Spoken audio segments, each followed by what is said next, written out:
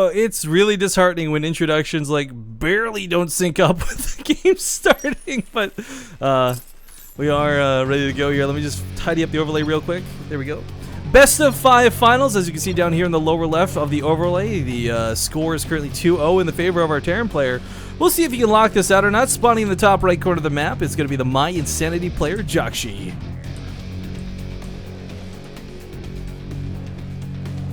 And his opponent to the top left, playing for Giants Gaming, is going to be, who I've been informed by their managers, an incredibly handsome player, the Purple Protoss player, Majestic.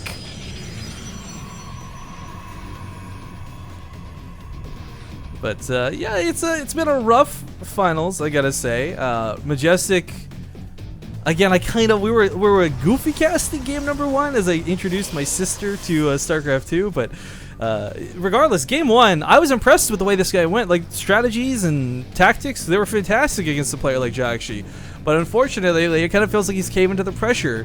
Again, I really don't know what happened that last game with the Nexus, what the plans were. Like, so my logic was if he was going for a full-on base trade or something to that extent, then he'd have the Nexus in the top right to keep him in the game and stop him from having his buildings revealed. But again, that's not. It wasn't anything even close to a base trade. He didn't have units on the map. He couldn't even defend, much less push out. So I kind of feel like that whole game was like Majestic coming to terms with his nerves. And I'm hoping now that he's got it all together, he can focus up and go against JJAKJI hard here on Habitation Station. This is a map where if you've ever watched Stardust, guys, he's proved to you just how strong this gold base can be if you take it as a third.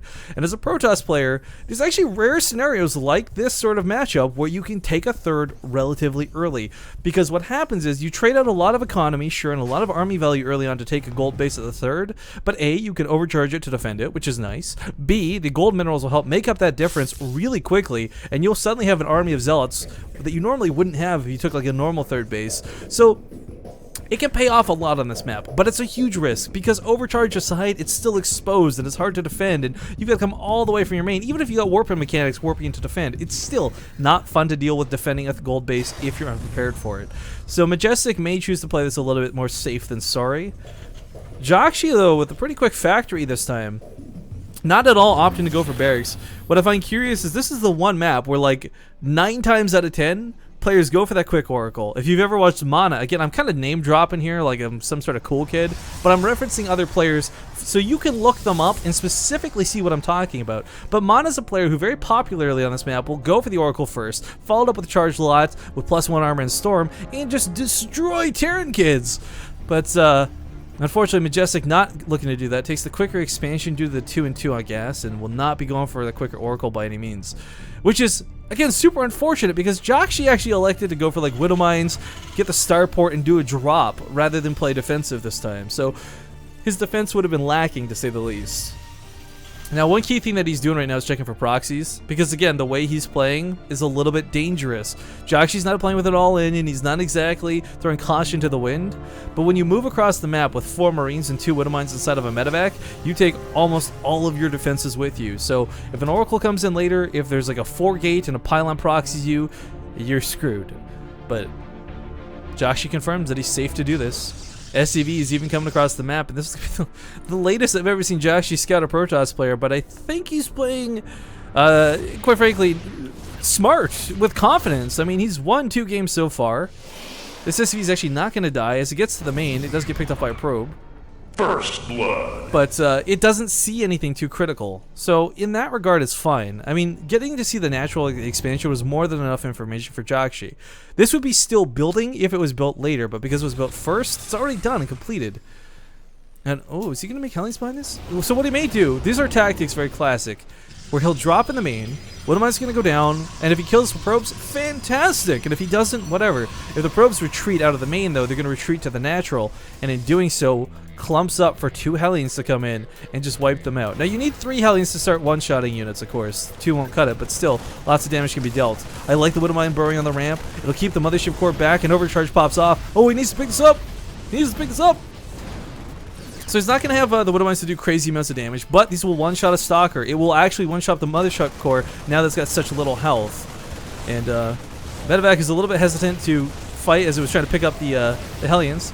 Mothership Core does go down, and with only 1 Stalker to defend, this is a poke that should not have been game-ending, but may just be. Hellions are going to kill some of the clumped-up probes. Marines take out that last Stalker, and of course, let's not forget about that burrowed Widow Mine. I mean, there's an Observer out, sure, but it's still, the damage it does will still be dealt. Stalker is going to go down. I don't understand what's happening right now, but JJAKJI is absolutely wrecking Majestic. Another Stalker dies before it can come into play. 15 probes are dead so far, and he's on 2 bases. He could try and make up these losses, certainly, but, I mean, realistically, JJAKJI just did way too much damage with that attack. The Hellions coming in really made this overpowered, but Medevac can retreat out. The Widow Mine has been revealed. It's not going to arm again in time. Oh, so close to arming again in time, but one Hero Marine with 5 kills has not given up. JJAKJI, keep this man alive. He has earned his life.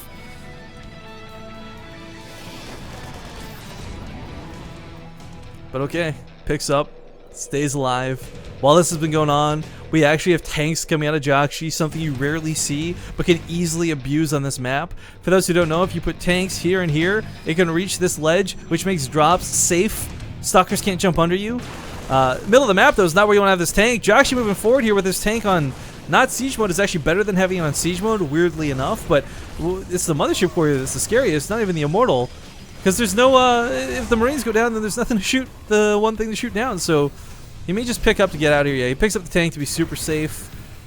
Honestly, though, back at home, top of the ramp, couple bunkers coming down, he just sieges up, he gets some tanks. It's weird to see tanks. You don't see players make tanks. Very intentionally so, because Immortals, these units were designed from the get-go. Ever since beta, they're the one unit that's never been changed in StarCraft 2. They're designed solely and entirely to counter siege tanks. So even though he's only got 1, it's still a big threat, but not at all going to put him out of the game. JJAKJI is in a really good spot defensively, and as these 2 last bunkers finish up, there's no way for Majestic to break him.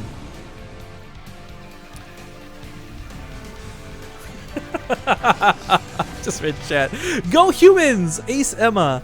Maybe one day we'll get my sisters in emoticon, guys, but not anytime soon. You actually need 250. We need 250 subscribers in total to unlock the last tier of emoticons, or rather the next tier. So we're stuck at 8 emoticons. We're limited at 8 emoticons until we get a quite large amount of subscribers, but we'll get there eventually, guys. And then maybe if my sister makes more guest appearances, we'll come back. Now, what Majestic's doing right now, guys, is actually not BM. This is common tactics on Habitation Station. It's less common to take the base where he's currently taking it, as this is the one you normally ninja on your opponent's side of the field. I'll talk about that more in a second. Drop in the main going on right now. Picks off a couple more probes. Unfortunately, the robotics bait is revealed, but there's no Colossus yet to defend against this. So I like that he's focusing on the medevac. Knows that that is the true threat here, not the Marines. And this medevac's so low, it can't come back for round 2 very easily anytime soon. At any rate, this is not BM, and this is not cheese. This is actually a very common strategy you see a lot of pros implement. And again, it normally comes at this base rather than this base, but JJAKJI has no reason to be in the southern part of the map at any point from here to the end of the game until he needs to expand down there.